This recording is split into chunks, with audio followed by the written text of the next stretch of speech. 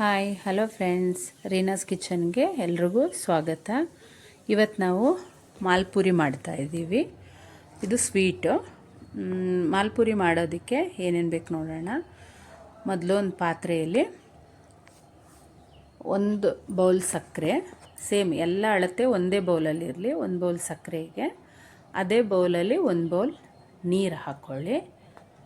ನೀರು ಹಾಕ್ಕೊಂಡು ಚೆನ್ನಾಗಿ ತಳೆ ಹಿಡಿಯೋ ಥರ ಒಂದು ಚಮಚಲ್ಲಿ ಕೈ ಆಡಿಸ್ಕೊಂಡಿರ್ಬೇಕು. ತಳ ಹಿಡಿಬಾರ್ದು. ಅದು ಸಕ್ಕರೆ ಏನು ಪಾಕ ಬರೋದು ಬೇಡ ಇದು.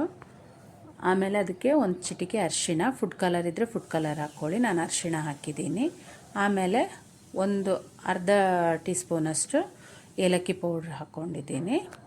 ಏಲಕ್ಕಿ ಪೌಡ್ರ್ ಹಾಕ್ಕೊಂಡು ಚೆನ್ನಾಗಿ ಕಲಿಸ್ಕೊಳ್ಳಿ. ಒಂದು ಕುದಿ ಬಂದರೆ ಸಾಕು, ಪಾಕ ಬರೋದು ಬೇಡ. ಸಕ್ಕರೆ ಎಲ್ಲ ಚೆನ್ನಾಗಿ ಕರಗಿ ಬಂದರೆ ಸಾಕು ನಮಗೆ.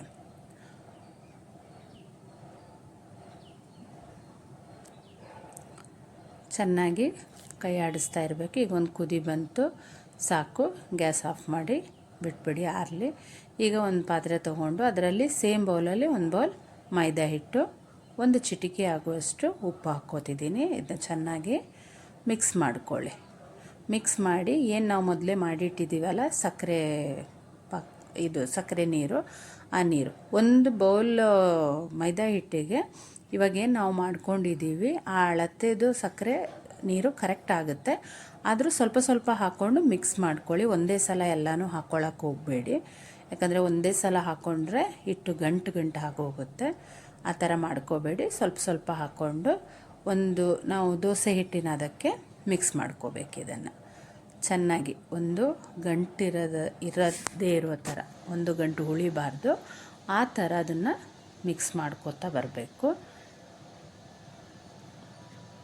ಚೆನ್ನಾಗಿ ಮಿಕ್ಸ್ ಮಾಡ್ಕೋತಾ ಇದ್ದೀನಿ.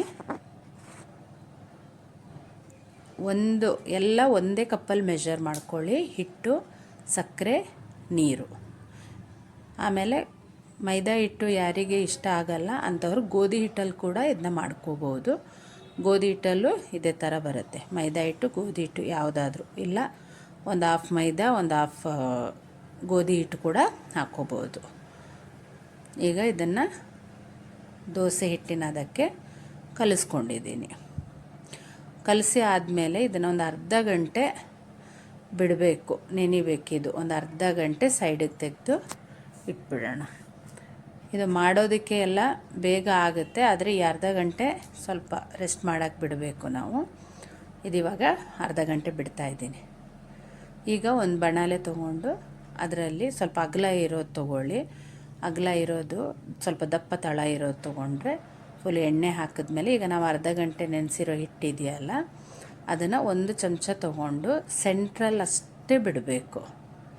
ಜಾಸ್ತಿ ಅಗಲ ಮಾಡಬೇಡಿ, ಚಿಕ್ಕದಾಗಿ ಬಿಡಿ, ಅದು ಅಗಲ ಆಗುತ್ತೆ. ಹಾಕಿದ ತಕ್ಷಣವೇ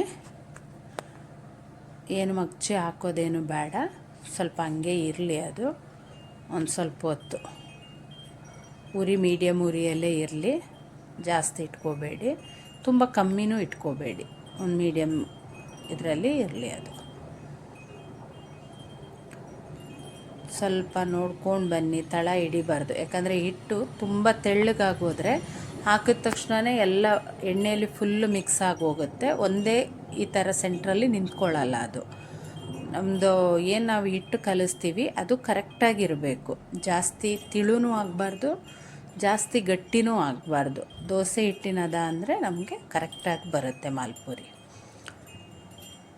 ಸ್ವಲ್ಪ ಕಾದಿರೋ ಎಣ್ಣೆನ ಸ್ವಲ್ಪ ಅದರ ಮೇಲ್ಭಾಗಕ್ಕೆ ಚಿಮ್ಮಿಸ್ಕೊಳ್ಳಿ, ಅಂದರೆ ಸ್ವಲ್ಪ ಬೇಗ ಕಾಯುತ್ತೆ ಅಂತ ಅಷ್ಟೇ. ಸ್ವಲ್ಪ ಚೆನ್ನಾಗಿ ಎಣ್ಣೆನ ಚಿಮ್ಮಿಸಿ. ನೀವು ಬೇಕಾದರೆ ಒಂದು ಎರಡೆರಡು ಬಿಡಬಹುದು, ಆದರೆ ಮೊದಲಿಗೆ ಮಾಡುವಾಗ ಒಂದೊಂದೇ ಮಾಡ್ಕೊಳ್ಳಿ. ಈಗ ಬಿಟ್ಟಿದೆ ಚೆನ್ನಾಗಿ, ನೋಡಿ ತಳ ಇಟ್ಕೊಂಡಿಲ್ಲ. ಇದನ್ನು ಒಂದೇ ಸ್ಪೂನಿನ ಸಹಾಯದಿಂದ ಮಗ್ಚಿ ಹಾಕೋದು ತುಂಬ ಕಷ್ಟ ಆಗುತ್ತೆ. ಸೊ 2 ತೊಗೊಳ್ಳಿ, 2ರಿಂದನೇ ನಿಮಗೆ ಮಗ್ಚಿ ಹಾಕೋಕ್ಕೆ ಆಗೋದು. ಇದು ಏನೋ ಪುಡಿ ಆಗಲ್ಲ, ಏನೂ ಆಗಲ್ಲ, ಕ್ಲೀನಾಗಿ ಬರುತ್ತೆ. ಆದರೆ ಸ್ವಲ್ಪ ಚೆನ್ನಾಗಿ ಕಾಯೋದಕ್ಕೆ ಬಿಡಬೇಕು. ಅಂದರೆ ಅದರ ಕೆಳಭಾಗ ಬಂದು ಒಂದು ಗೋಲ್ಡನ್ ಕಲರಿಗೆ ಬಂದಿರಬೇಕು ಅದು. ಈಗ ಚೆನ್ನಾಗಿ ಎಣ್ಣೆ ಅದರ ಮೇಲೆ ಚಿಮುಕಿಸಿದ ಮೇಲೆ 2 ಚಮಚನ ತೊಗೊಂಡು 2 ಚಮಚ ಸಹಾಯದಿಂದ ಅದನ್ನ ನಿಧಾನಕ್ಕೆ ಮಗ್ಚಿ ಹಾಕಿ ನೋಡಿ. ಕೆಳಗಿನ ಭಾಗ ಗೋಲ್ಡನ್ ಬ್ರೌನ್ ಕಲರ್ ಆಗಿದೆ. ಈಗ ಇದನ್ನು ಚೆನ್ನಾಗಿ ಕೆಳಗಿನ ಪದರನು ಚೆನ್ನಾಗಿ ಕಾಯಲಿ. ಅದು ಕಾದ್ಮೇಲೆ ಇದರಲ್ಲಿ ಎಣ್ಣೆ ಚೆನ್ನಾಗಿ ಎಳ್ಕೊಂಡಿರುತ್ತೆ. 2 ಸ್ಪೂನಿನ ಸಹಾಯದಿಂದ ಆ ಎಣ್ಣೆನ ಚೆನ್ನಾಗಿ ನಾವು ತೆಗಿಬೇಕು. ಅಂದರೆ 2 ಚಮಚ ಸಹಾಯದಿಂದ ಪ್ರೆಸ್ ಮಾಡಿ ಎಣ್ಣೆನ ತೆಗಿಬೇಕು ನಾವು. ಕೆಳಭಾಗನೂ ಚೆನ್ನಾಗೀಗ ಗೋಲ್ಡನ್ ಕಲರ್ ಆಗ್ತಾ ಇದೆ. ನೀವು ಬೇಕಾದ್ರೆ ಒಂದು ಸಲ ಹಿಂಗೆ ತೆಗೆದು ನೋಡ್ಬೋದು ಗೋಲ್ಡನ್ ಕಲರ್ ಆಗಿದೆಯಾ ಯಾವ ಥರ ಅಂಥೇಳಿ ನೋಡ್ಬೋದು ನೀವು. ಈಗ 2 ಕಡೆ ಆಗಿದೆ. ಈಗ 2 ಸ್ಪೂನಿನ ಸಹಾಯದಿಂದ ಅದನ್ನು ತಗೊಳ್ಳಿ.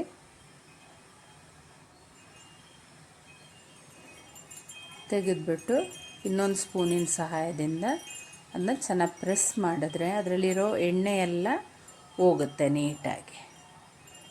ಚೆನ್ನಾಗಿ ಪ್ರೆಸ್ ಮಾಡಿ ತಗೋಬೇಕು ನೋಡಿ. ಪ್ರೆಸ್ ಮಾಡಿದಾಗಲೂ ಅದು ಚಮಚೆಗೆ ಅಂಟಲ್ಲ.